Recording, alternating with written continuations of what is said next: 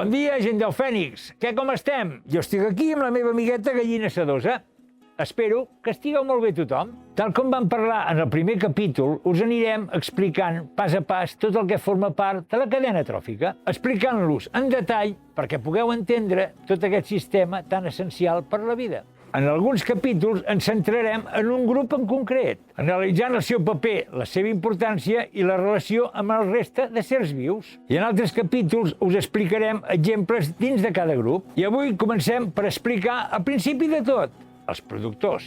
Aquells organismes que són la base de la cadena tròfica i que fan possible que l'energia arribi a tot el reste de nivells. Prepareu-vos per descobrir per què són tan importants dins dels ecosistemes.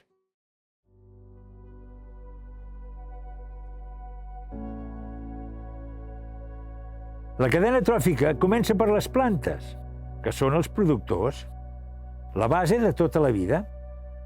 Són els únics éssers vius que poden fabricar el seu propi aliment, gràcies a la fotosíntesi, un procés pel qual transformen la llum del sol, l'aigua i el diòxid de carboni en nutrients i oxigen.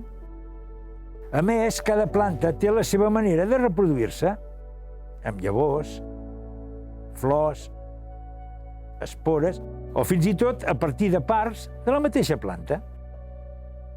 En aquesta explicació parlarem de plantes que veiem sovint quan sortim a passejar, perquè tot el conjunt fa que sigui possible tota la resta de la cadena tròfica.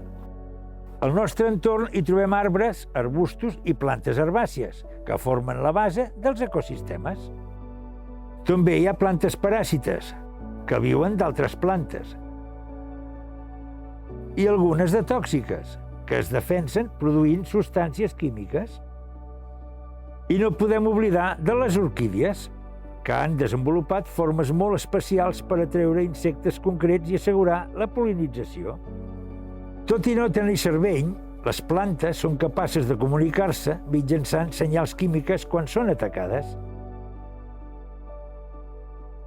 I reaccionen a estímuls com vibracions o presència d'insectes. A més, moltes tenen una alta capacitat de regeneració. Poden rebrotar després de ser tallades, gràcies a cèl·lules especialitzades de la planta. Aquesta capacitat les fa sorprenentment resistents i essencials per la vida.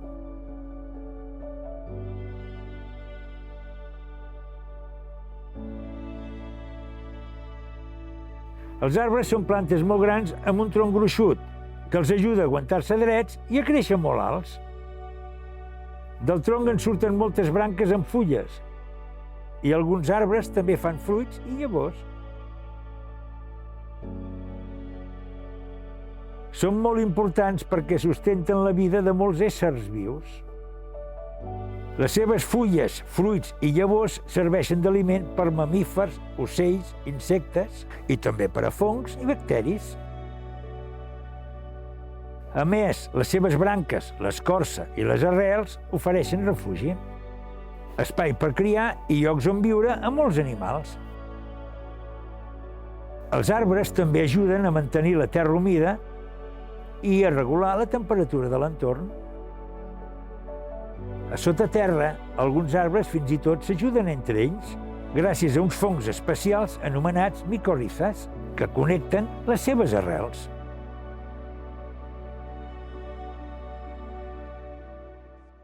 I en el pròxim capítol us detallarem alguns dels arbres més freqüents de la nostra zona.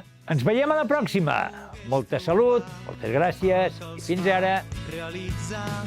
No caldrien tants diners ni trepitjar els demés. Som la